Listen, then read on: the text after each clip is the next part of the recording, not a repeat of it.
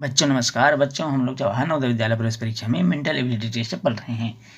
बच्चों आज हम पढ़ने वाले हैं कागज के टुकड़े एवं उनसे निर्मित आकृतियाँ, paper cutting and figure patterns. बच्चों इस प्रकार के प्रश्नों को हल करने के लिए सर्वप्रथम समस्या आकृति में दी गई आकृतियों को ध्यानपूर्वक देखें।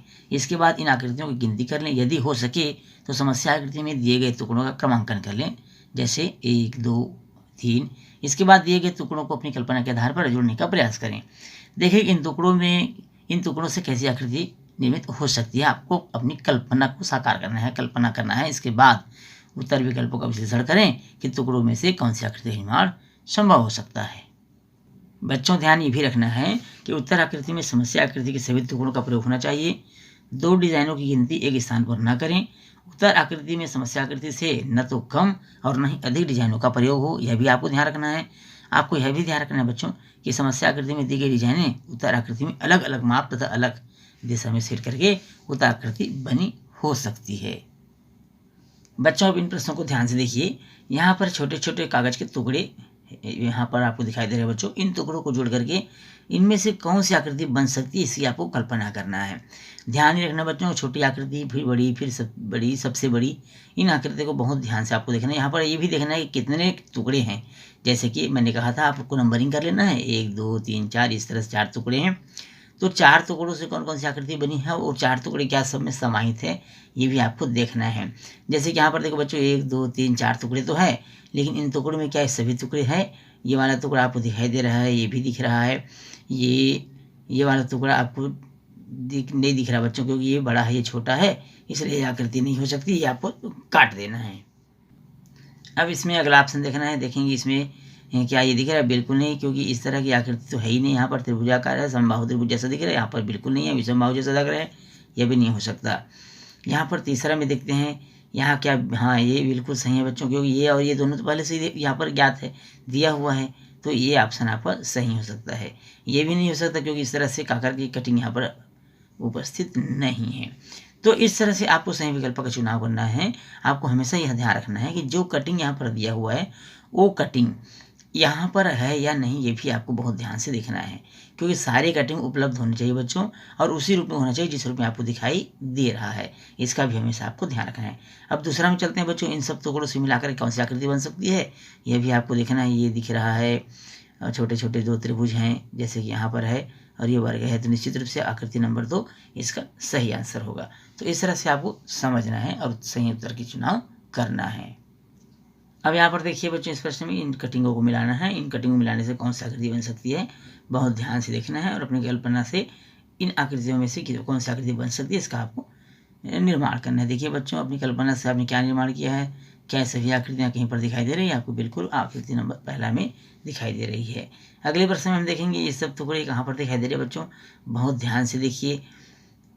और जो सबसे पहले तो ये बच्चों की जो उत्तर गलत है उसको पहले ही काट दीजिए। जैसे कि इस तरह की यहाँ पर बना ही नहीं है, ये पहले ही काट दो आप। उसके बाद देखेंगे यहाँ पर भी छोटे टुकड़े नहीं है, इसको भी काट दीजिए। यहाँ पर भी नहीं है, तो निश्चित रूप से ऑप्शन 3 आपका सही होगा। तो पहले गलत आंसर है जो आपको मिल रहा है उसको काट दीजिए, ताकि आपको उत्तर का चुनाव करने में आसानी हो। इन प्रश्नों को ध्यान से देखिए बच्चों, और समझने का प्रयास कीजिए कि इन दिए गए टुकड़ों से कौन सी आकृति बन सकती है। ये 3 टुकड़े हैं बच्चों, सब यहाँ भी 3 टुकड़ा है, पर इस प्रकार का टुकड़ा यहाँ है क्या, बिल्कुल नहीं है। तो जो नहीं है उसको तो पहले काट दिया करें बच्चों, ये दोनों नहीं है। अब यहाँ इस प्रकार का टुकड़ा तो है ही नहीं बिल्कुल भी, तो एक ही ऑप्शन आपको बचता है, वो है आपका 3, जो बिल्कुल सही होगा। यहाँ पर देखिए बच्चों, यहाँ जो दी गई आकृति है सबको मिला दें। ये तो बहुत सरल है बच्चों, आप बहुत जल्दी समझ गए होंगे कि सही आंसर इसका क्या होना चाहिए। अब चलते हैं अगले प्रश्न की ओर बच्चों। इन प्रश्न पर विचार कीजिए।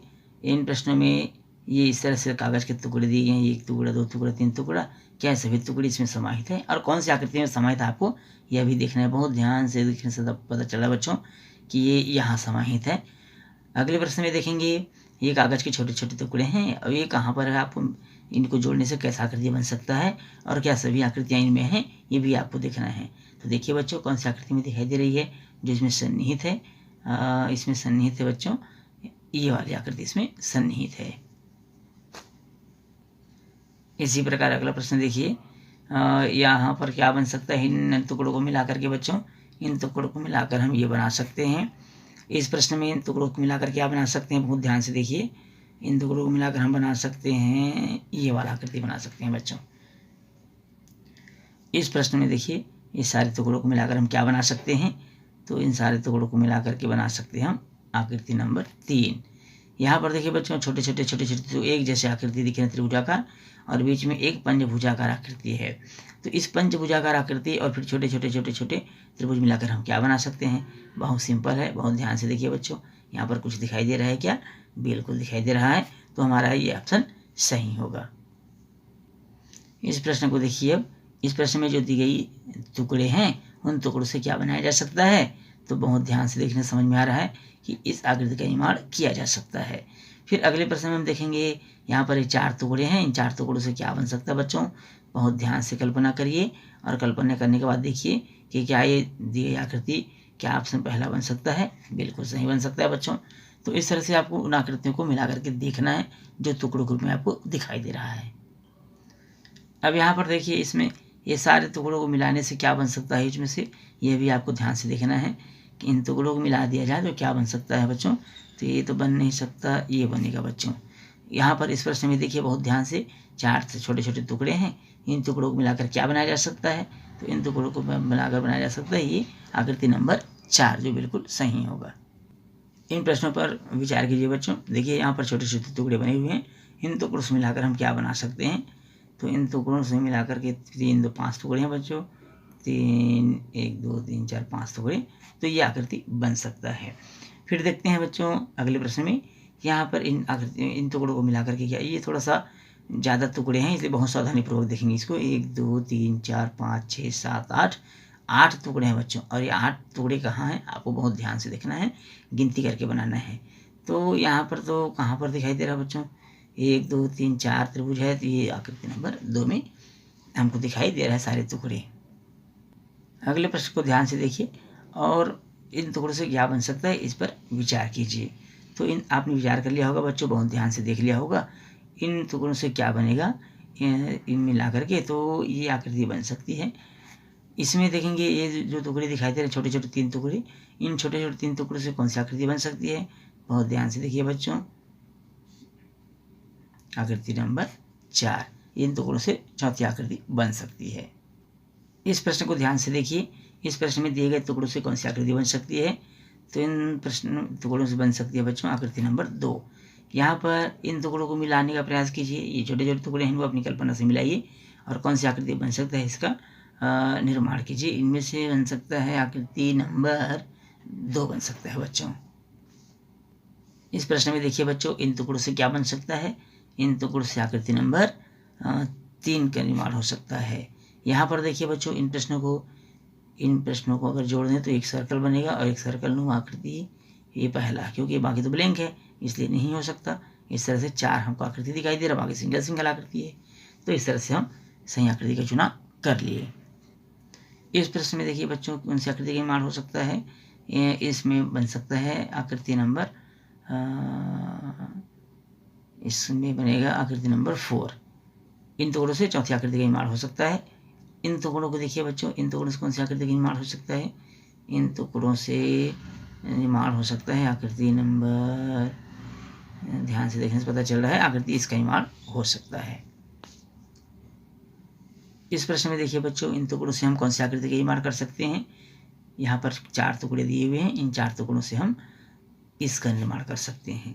इस प्रश्न में देखिए बहुत ध्यान से इन्हें आपस में अगर हम जोड़ दें तो कौन सी आकृति का निर्माण हो जाएगा, ये तो जल्दी समझ गए होंगे बच्चों, आकृति नंबर 2 या 3, पहला और चौथा तो हो ही नहीं सकता बच्चों, इसको पहले ही काट दो आप। अब दूसरा और तीसरा में देखिए कौन सा बन सकता है, दूसरा और तीसरा में बन सकता है कितना है, 1 2 3 4, यहाँ पर 3 नहीं है तो तीसरा बिल्कुल सही होगा। इस तरह से हमने देखा बच्चों कि कागज के टुकड़े एवं उनसे निर्मित आकृतियों को हमने कैसे जाना और कैसे समझा और किस प्रकार के प्रश्न परीक्षा में पूछे जाते हैं। तो हमने समझा paper cutting and figure patterns को बहुत ध्यान से बच्चों, इसमें पूरा आंसर आपकी कल्पना पर आधारित है और कल्पना के साथ साथ सूझबूझ पर आधारित है बच्चों की जितनी कटिंग दी गई है सारी कटिंग बनने वाली आकृति में है या नहीं, इसका पूरा आपको ध्यान रखना है, सावधानीपूर्वक आंसर देना है बच्चों, और ध्यान रखें आपसे आंसर गलत ना हो इसका भी ध्यान रखना है। हड़बड़ी में कोई भी आंसर को आपको टिक नहीं करना है, किसी भी आंसर का चुनाव करना है तो आपको बहुत सोच समझ कर करना है। तो बच्चों इस प्रश्न के साथ ही आज का हमारा क्लास यहीं समाप्त होता है। वीडियो अच्छा लगे तो वीडियो को लाइक और शेयर करिएगा बच्चों। चैनल में यदि नए हैं तो चैनल को सब्सक्राइब करना बिल्कुल नहीं भूलिएगा। बच्चों फिर मिलेंगे अगली क्लास में, तब तक के लिए नमस्कार।